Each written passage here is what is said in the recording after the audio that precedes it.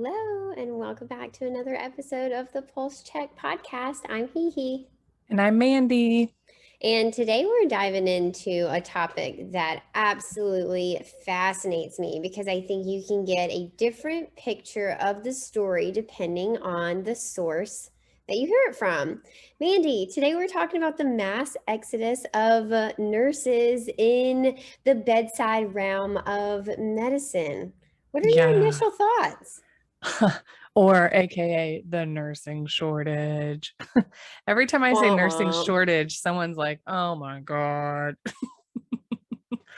I'm curious what our listeners, I was thinking about y'all when I was making some notes for this episode, because I'm really curious what you think about that phrase, nursing shortage or mass exodus of nurses. Like, where are y'all?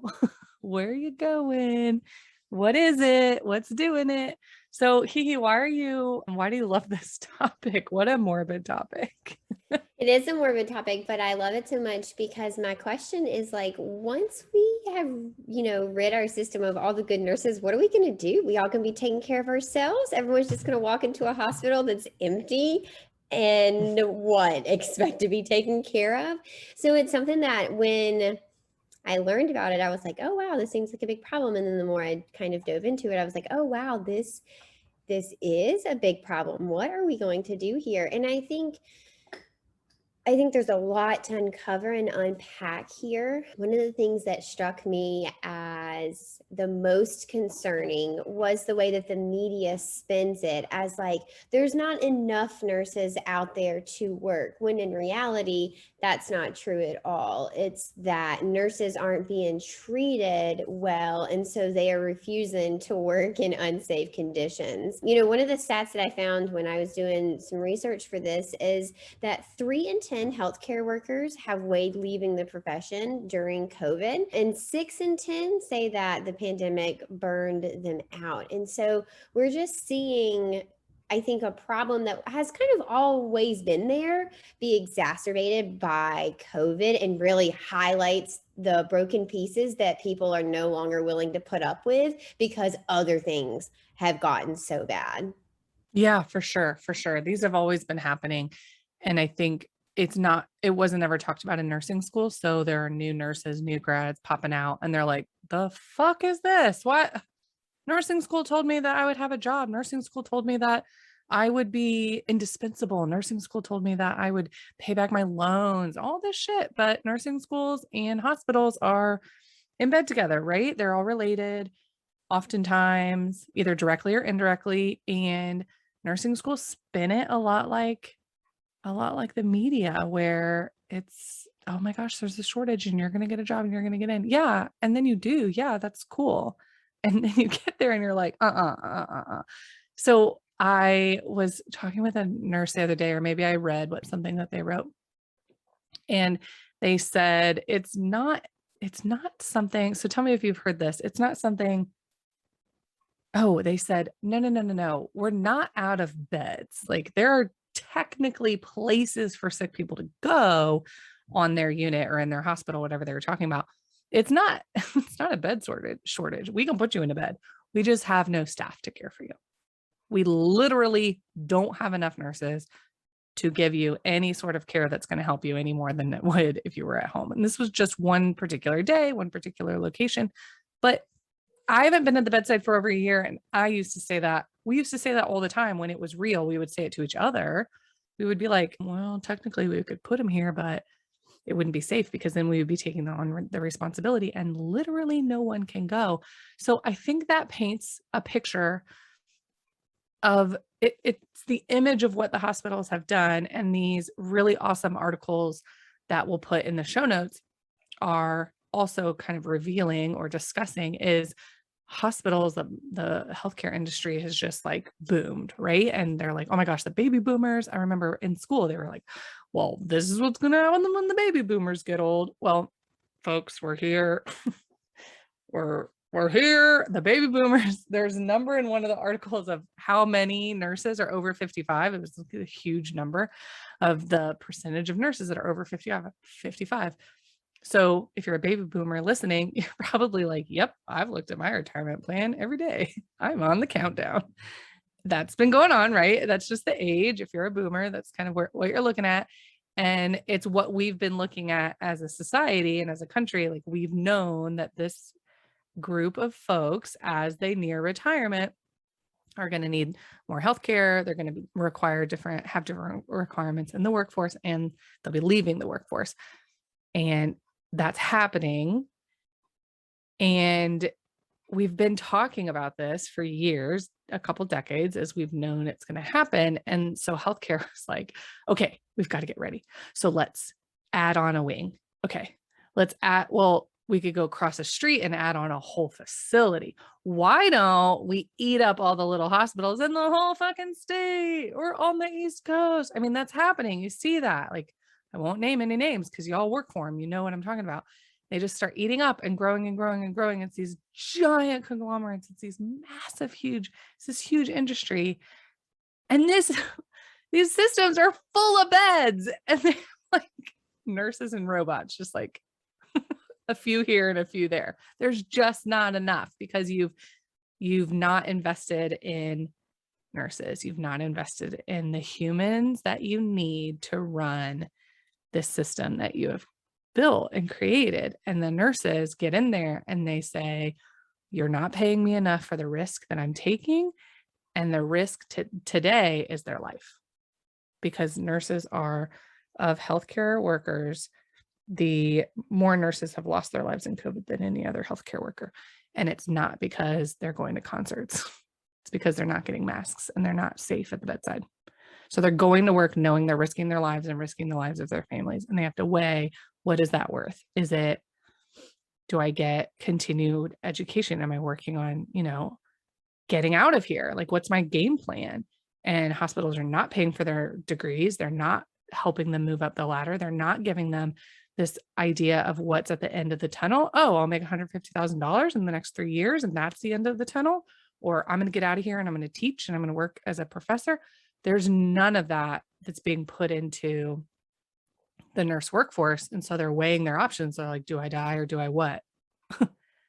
I get out and like get a creative job, or right, like raise my family because my kids are out of school because of all of this mess, or whatever it is. They're not investing in nurses, and nurses are seeing it. It's interesting to hear you say it's not because they're going to concerts, it's because they're not being, given masks or the proper PPE at work. There was actually a recent nationwide poll done in collaboration with Washington Post and the Kaiser Family Foundation, and they surveyed more than 1,300 healthcare workers, and 21% of them said that their top fear was bringing infection home for themselves or a close relative.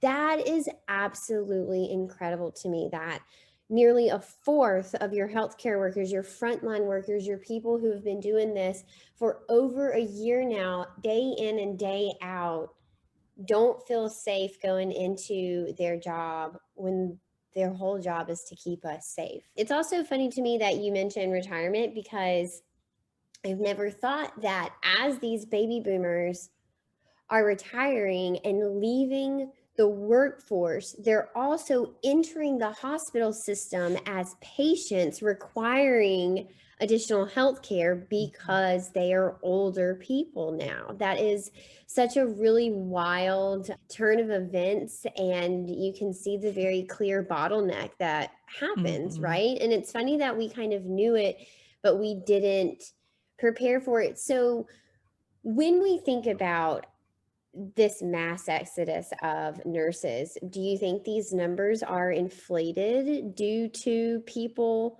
retiring during 21 and 22? Because it is, our retirement number of nurses was high in 21 comparatively, and it is predicted to be high again in 22. Yeah. I think the majority of folks over 55 have, or at least half of them, I forget what the number was, but it was monstrous, have considered leaving within the next 2 years. So I think they're kind of looking at their situation and trying to figure it out and balance some things before they leave, and then they're done. or maybe they need a couple more years to get where they need to get, and then they're done. Brace yourself for the exodus of baby boom nurses coming into the hospital, and they're not going to go until they're like on their deathbed. We never go to the doctor. Our poor kids. We're like, you're fine. Take a Tylenol, go to school. So I imagine them being like, fuck you, I'm not going to the doctor. And then they climb into the hospital, like crawling in. Someone has to drag them in. And they're the sickest of sick because they're nurses. And they're like, I know what they'll do to you in there. I might not get out. I don't want to die. I don't want to go to the hospital. Oh, they're assholes. We're assholes. Bad. We always say that we're bad patients. Don't wait to get help. Get help. Don't listen to what I say. I actually do think that it's not inflated, but it's legit. Like personally, okay, so if you're a baby boomer listening and you're a nurse, you're specifically nurses, because nurses are absolutely underpaid, undervalued, right? They're like super oppressed. If you're speaking of all of the groups of healthcare workers, we're not talking about physicians specifically, though there are, right? That's its own whole, but there are, if you are a baby boomer or of the age thinking about retirement in the next 2 years, and that aligns with where you are in your life, I would be curious to know what you're weighing. Personally, the folks that I've seen that have done that, I mean, COVID was like the last straw. It was like the fourth and fifth beyond last straw, because it's hard to make that decision, I'm sure, especially if you've been in the place that you're at or in the field that you're at for most of your career, it can be difficult. But what I'm seeing is the shift wasn't as difficult once COVID hit, because one, it was obvious health risk, like life or death. Two, it was obvious strain on employment. I mean, nurses are told, okay, now your whole unit is ICU. Like, what?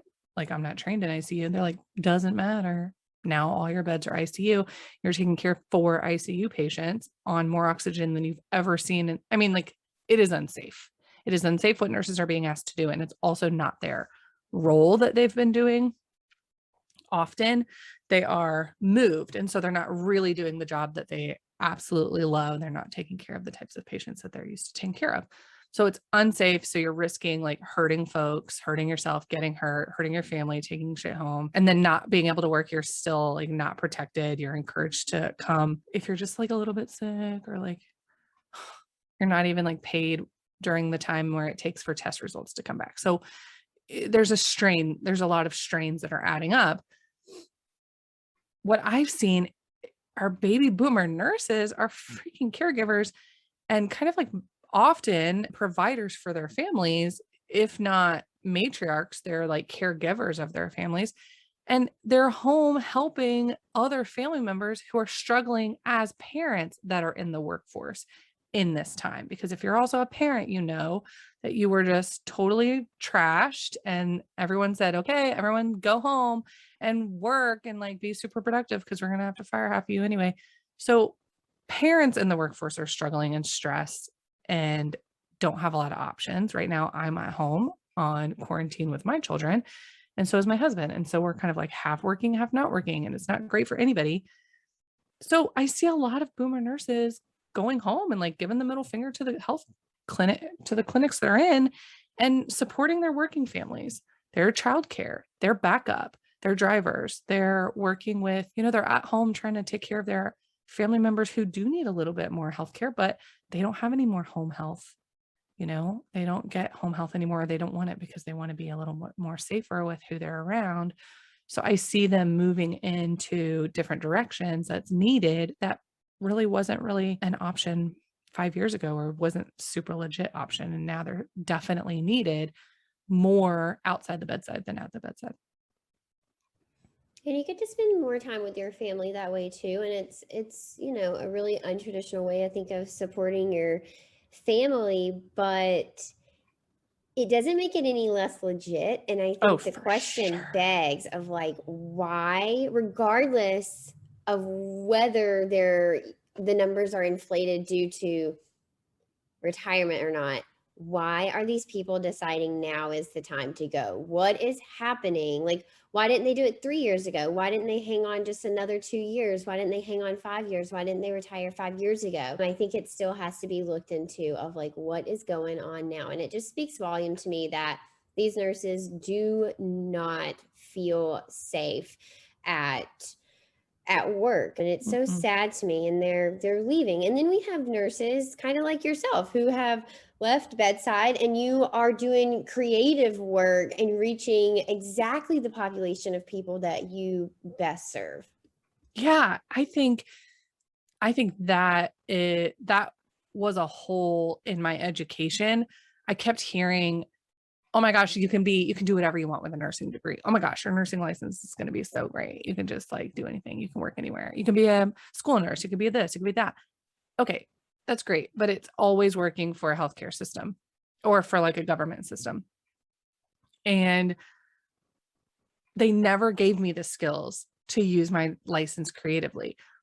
But folks are giving me the skills to use my license creatively now, and not necessarily me specifically. I've been working on this entrepreneur journey for the last 7 years, but there are some bad bitches out there teaching like how to work with lawyers using your nursing license, how to teach nurses, how to write a book, how to work a side job and do part-time bedside, right? So you like get to work, but you don't get all that like staff meetings and all that bullshit overtime and call and all that. You just kind of dabble in your bedside career, or you work a side gig. So you do, something on the side that you're passionate about or that you're great at or whatever that you can manage. And then you're going back to school because what you really want to do is teach, and you don't want to work in a hospital. You want to work in a school.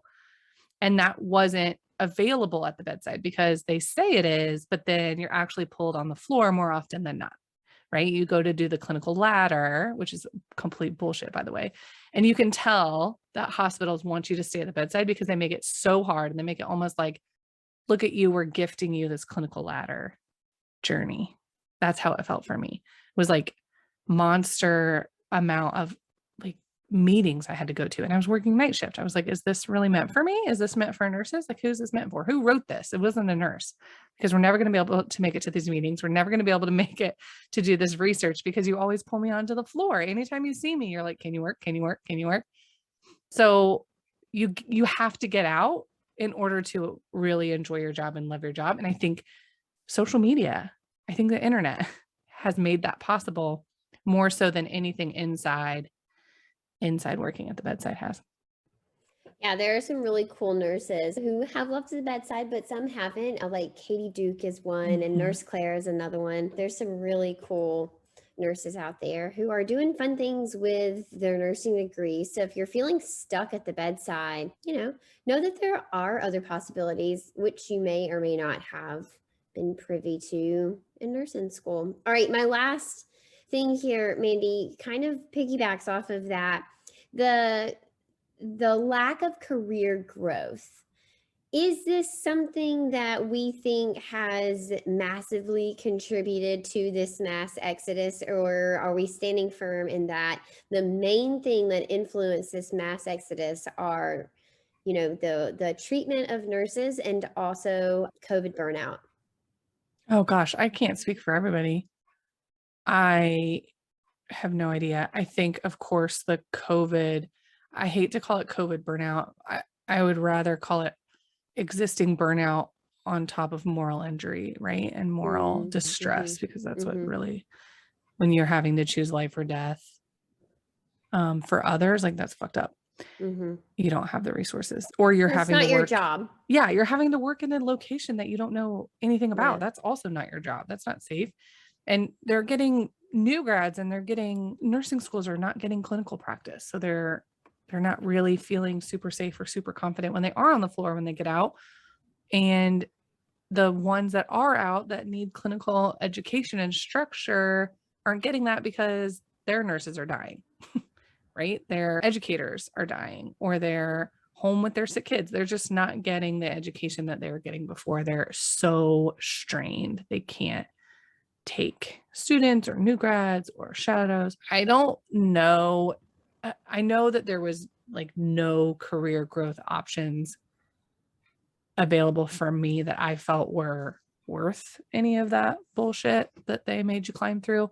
I don't think that that's true for every single person, but I did see that there was just a lack of autonomy and agency in my management that did not make me want to be one of them and go to all their meetings and like try to fight for something when I felt like they were just like ghost of people. They had like nothing behind the eyes. They were like, oh yeah, we'll get to that. It was just lip service all the time. I didn't feel like they were really happy.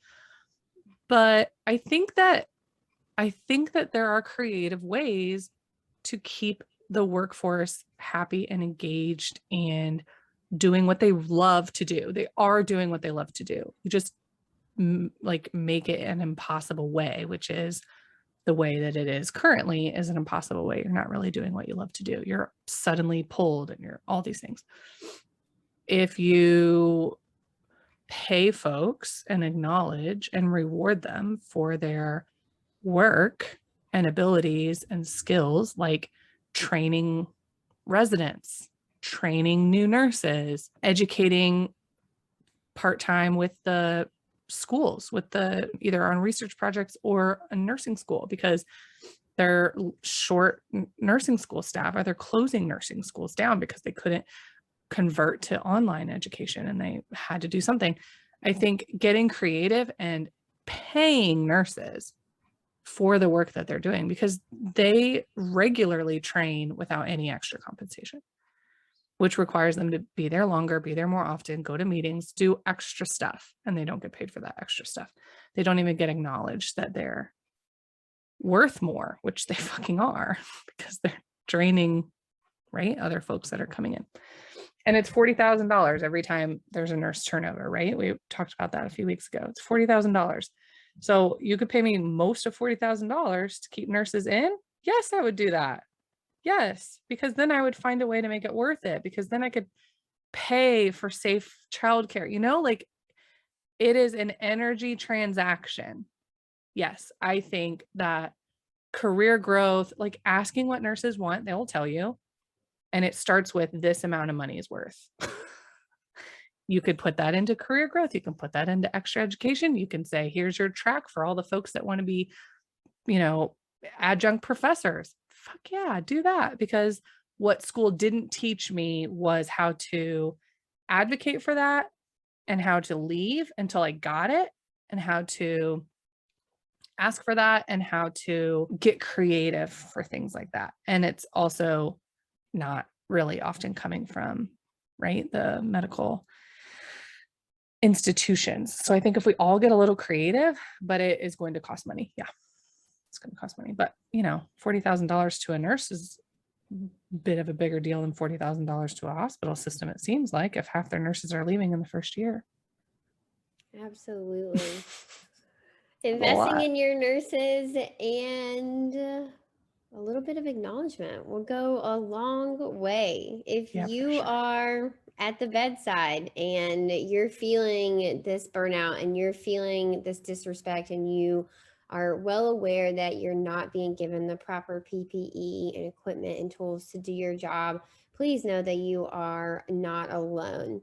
Come check us out on Instagram to share your story with us and to share your thoughts about the episodes. You can find us at pulsecheck.podcast. We will see you next time. Bye. Bye.